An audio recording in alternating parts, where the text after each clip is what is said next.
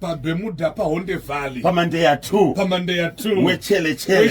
ya unomuziva ere Innocent Nyamindu paBermuda asimakamona pamakaenda andiri kumuona Innocent anogara pachimuti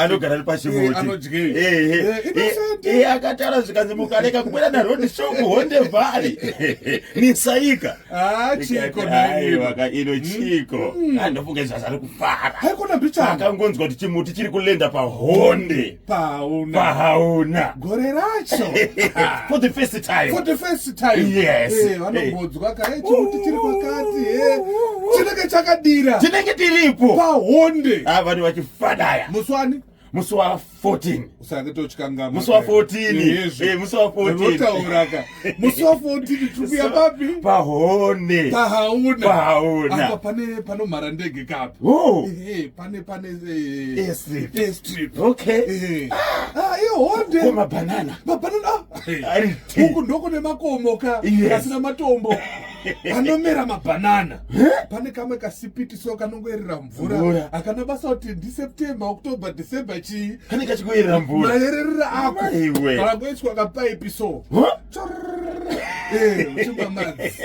uri highway tichoka kumweko tiri kuenda parusapi maiwe musi wa 15 apo manyi ndipungwe kuse tiriko Friday musi wa 14 paHonde pahauna Saturday musi wa 15 Rusapi country club pamakoni kungobva pavhengere woyapo okay agore rino ndio zviri kuitwa nachimuti kuzvengerera dziko rense raZimbabwe makagaragara musazokangana muzarabani muzarabani aiwa kutokanganwa seiko naifiri leaving no one and no place behind inobva pana Sekerod pamadrinks apo uri kuuya kunoko uchiuya kuno kumbaro usati wasvika paKelvin Corner andi pane traffic light iri road iri kuenda nobuda uyo road iri kuenda Sunningdale inopinda muSunningdale inozonotenda kuenda muSunningdale pane traffic light iri paipa yakanyanya ndapaona pane handizoti kanzuro yakachera ipapo mvura iyo yasaruka ichibuda namanje chiri kubuda and road yakakanganisika kuouter lane uko mota dziri kusvika ipapo dzichinosvika kuti kupinda mugoronga saka pafuna kukonzesewa checha nekukurumidza kanzuro traffic light usati wasvika pai paKelvin Corner iyo road inochemerewa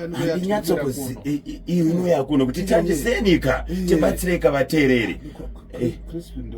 Crispy ndiye crispy wakuziva zvinhu zako ndi crispy umweyo kanyemba uri kuona semunyoma nane makonde semunyoma ndinoenda kumazowe kai nane makonde noenda kuchinoi pani gumana apa semunyoma anosakana na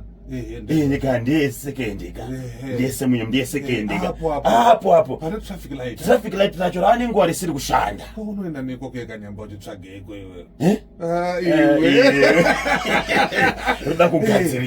roda kugadzirwa netime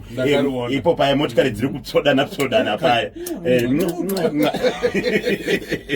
zveshuwa pane basa rakawanda rikuitwa nekanzuro but rimwe totenda ndizvozvo kuona kana matraffic lights avarikuiswa kushanda mazhinji acho aiwa tinotenda his worship meya Mafume aiwa ngazvirambe zvakadaro mugwagwa kana uchinge wagadzirwa unoiswawo malines ndizvozvo tarisa light but inzwa manje pauri kutaura kuti basa riri kuitika uri kuona kuti makaiswa makamera mutaundi mune malights manyowani matraffic lights manyowani vari kuisa zvimabharikidzi zviya asi motikari dziri kuenda kunoita sei kunopinda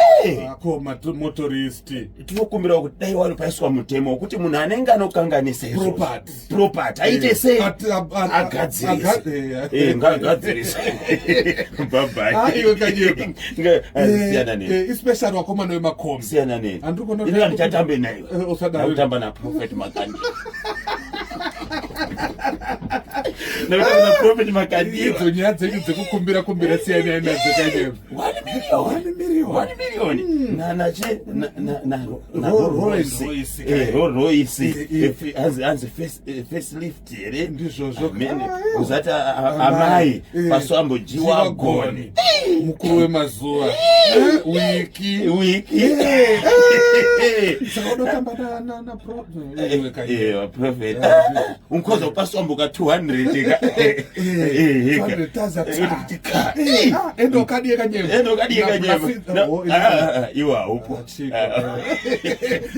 iwe undodzurauka nayakomana kana bhora riri kutambwa masupporters ngavasaita zvekurovana vana muground zvazabva dzuruka kuCape United kuna ananga wantaramenyewa aramenyana penalty bhira famba tani iye munhu anenge afarira bhora ako nenobata umwe munhu mapurisa akatozopinda bhizi vanga vagarisa usina kufara maresults anga asingauye pesa saka izofarira wakochi zvakaoma kanyepa anitoanda akaita man of the match uyu ukugwesa 2 goals I'm not sure but akagwesa 2 goals amaka nosa ndiana leta man of the match mweyo kanyemba apo anenge wakatarisa kwanenge asingazoti ndiana goesa ndirazaona kana kashuta sikache ndakuona pasocial media zvikanzi ngatenge uchishuta aiwaka but ndio mashuta sanogoesa manje